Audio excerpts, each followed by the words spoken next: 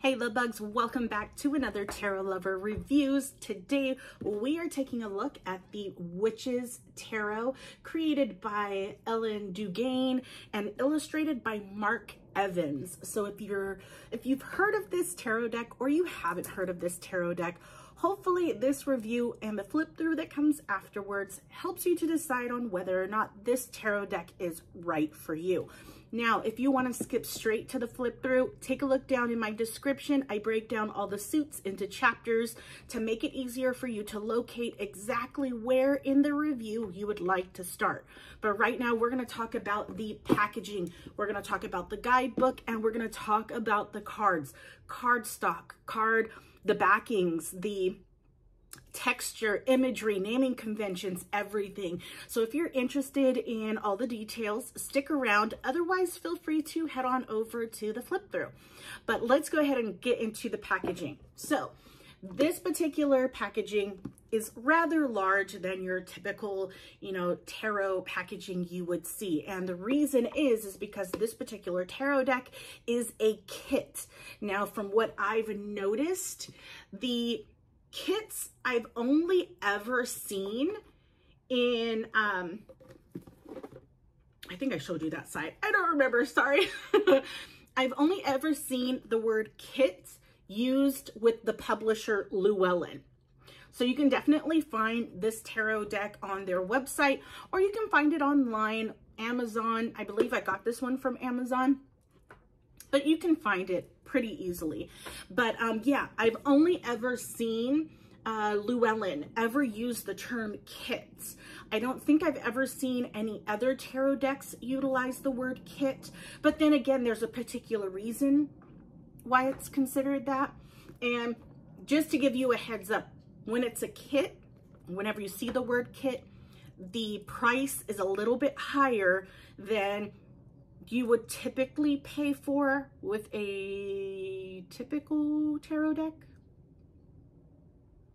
I think that's how I want to say it. But again, I'll explain exactly why. So again, this was published by Llewellyn, and you can find that on their website.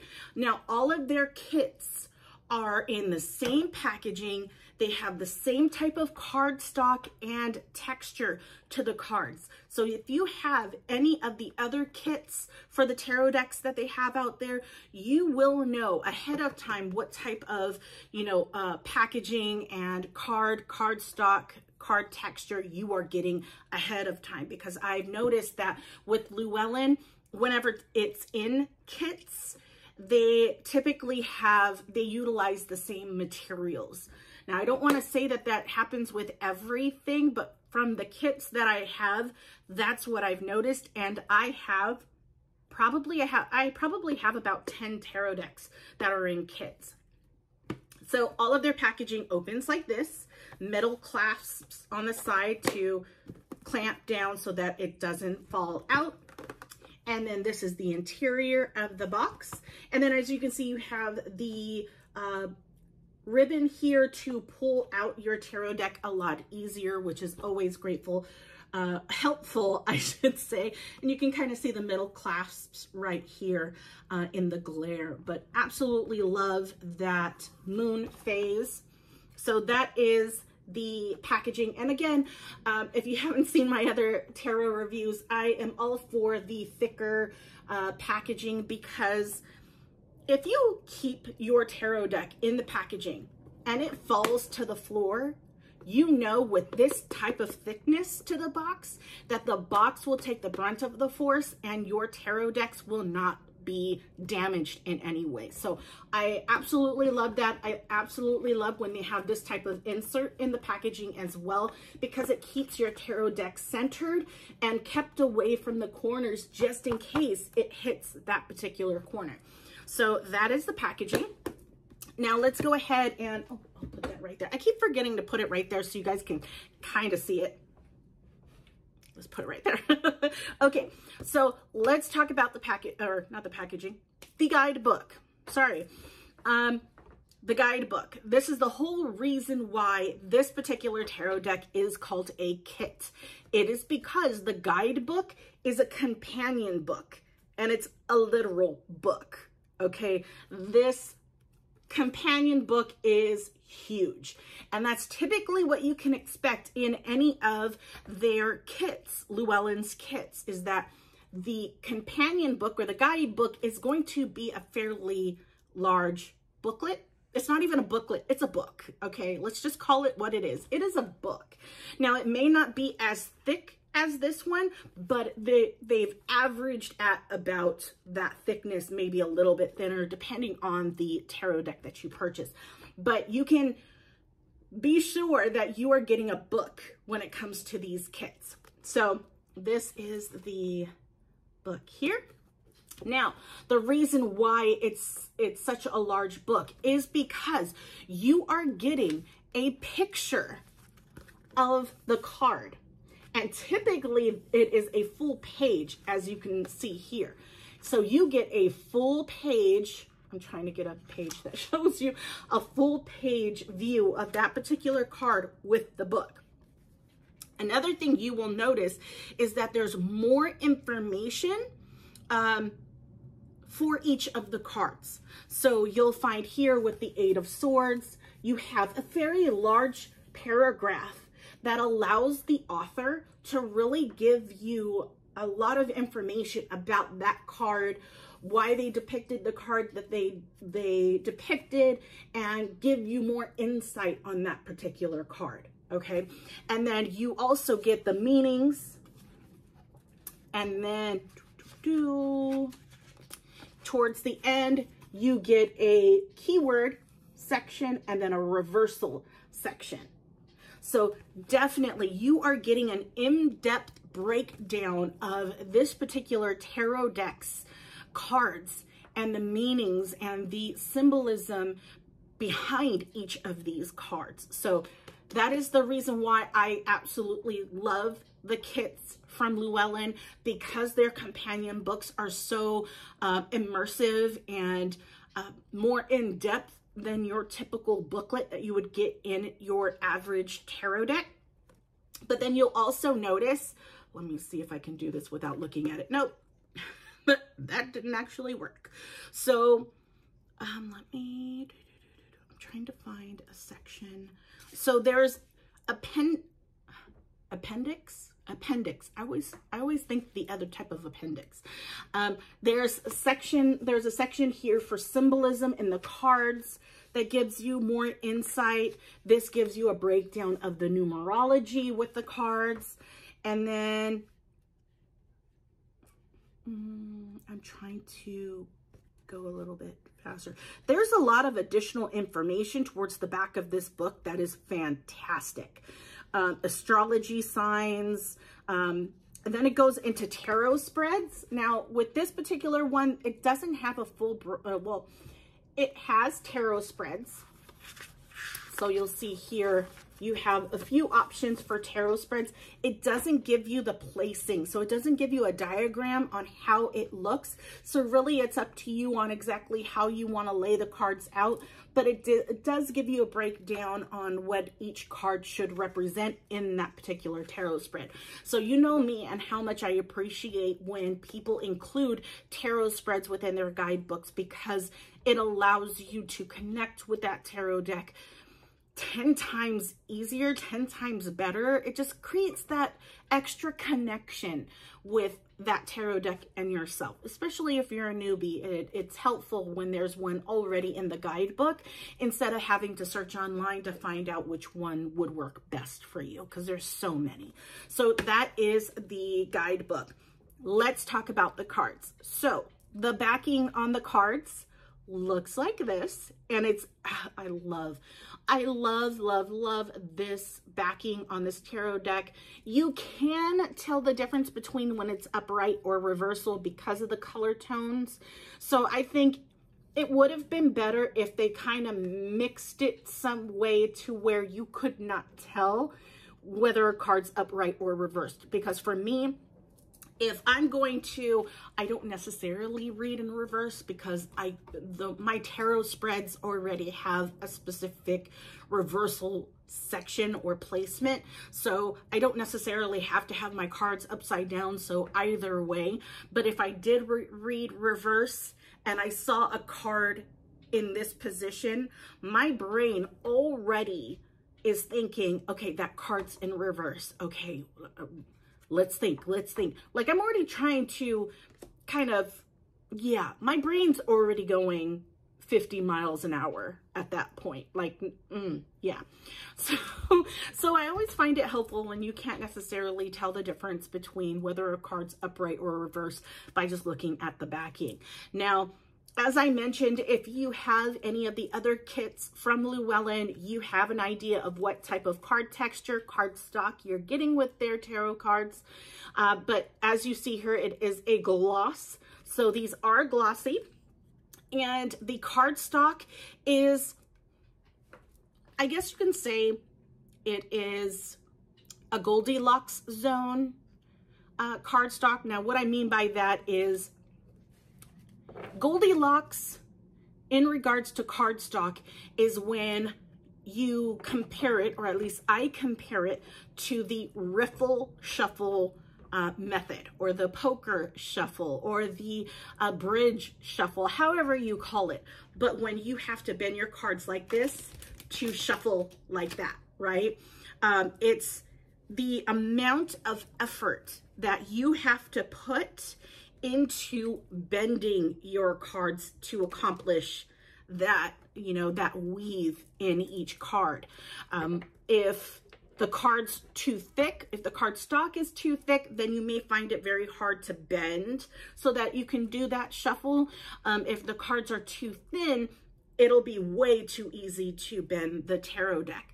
Now, with this particular one, I definitely feel like it is, for my preference, it's a little bit on the thinner side. I like my tarot cards a little bit thicker.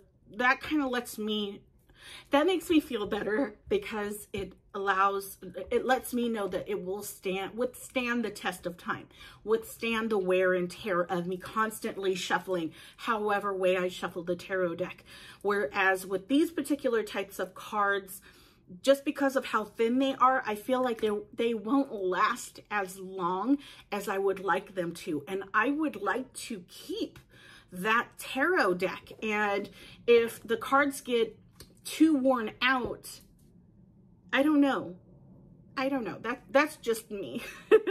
But that is the thickness, the cardstock, the backing. Now let's talk about the card size. Lastly, I'm going to go ahead and use a average tarot card, your Rider-Waite-Smith tarot card, so that you can see the comparison between the two. So it is a little bit shorter than your average tarot card.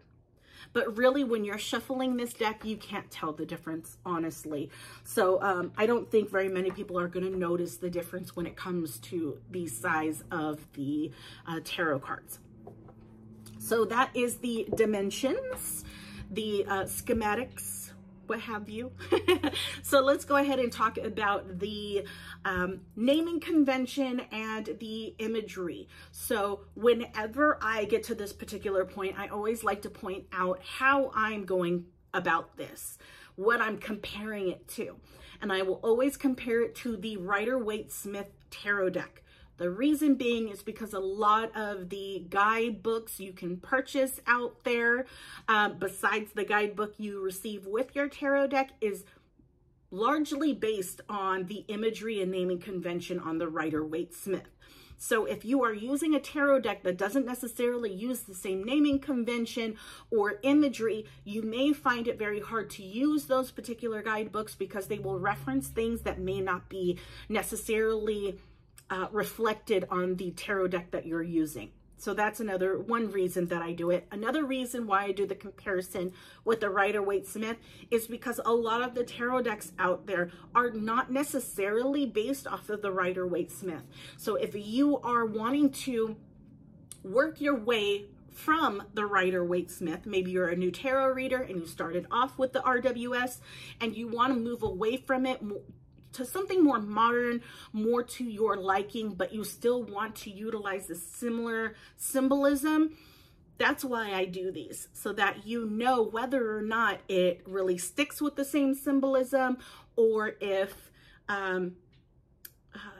it's completely different. And, you know, I just want to make sure you guys have a heads up before you purchase the tarot deck. That's all. So let's get into the naming convention. So the naming convention from the major arcana, there are a couple that are different. So the first one, the high priest, or not the high priest. Well, it is the high priest, but the Hierophant. So the Hierophant on this one is called the high priest. Okay. So that's one difference, but I mean, just looking at the card itself, you know exactly what card that is. And then you have the Judgment card. The Judgment card is called Karma in this tarot deck. The Wheel of Fortune is called the Wheel of the Year. And then the Devil is called the Shadow Side in this tarot deck.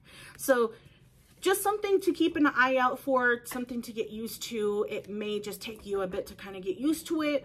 But that is pretty much the differences with the major arcana. The minor arcana, they're exactly the same. So the minor arcana suit is Pentacles, Cups, Wands, and Swords. Those stay exactly the same. The court cards are exactly the same: King, Queen, Knight, and Page. So that's perfect when it comes to the minor arcana. Now, let's talk about the imagery within the deck. So the imagery in the deck definitely pulls inspiration from the Rider-Waite-Smith tarot deck with its own little twist in regards to the imagery for this particular tarot deck. So as you'll see within the flip through, the characters within each of these cards are very realistic looking. And I feel like when it's very realistic, it helps to be more relatable when you are doing tarot, something that you can, you know, connect with. So you will find that definitely within the figures of the cards, how realistic they look, how the background looks more realistic when you're looking at the cards. But yeah, definitely it's interesting because I know this is a very popular tarot deck amongst tarot readers. And I recently had the honor of reading tarot at an event, and I just was not sure whether or not I should use this tarot deck because it just seems like everyone uses this tarot. And something that just told me, just take it with you. I hadn't used it to read anyone just yet. And that's a big step from not using it at all to using it on, you know, a lot of readings for people. And I was pleasantly surprised with this tarot deck. There were so many people that just loved the imagery in this tarot deck, and they even said it themselves, how realistic the figures in these cards looked and how easy it was for them to really understand exactly what I was explaining to them during their reading. So I'm pleasantly surprised with this tarot deck and can definitely see why so many tarot readers like to utilize this particular tarot deck. But yeah, it definitely pulls inspiration from the Rider-Waite-Smith. So definitely beginner friendly. You definitely get all the symbolism in each of the cards. You have a fantastic companion book to lean on just in case you need more information on that particular card. I will say before I let you guys, well, I mean, you guys are going to watch it anyways. Before I let you go to watch the flip through, that's what I was trying to say.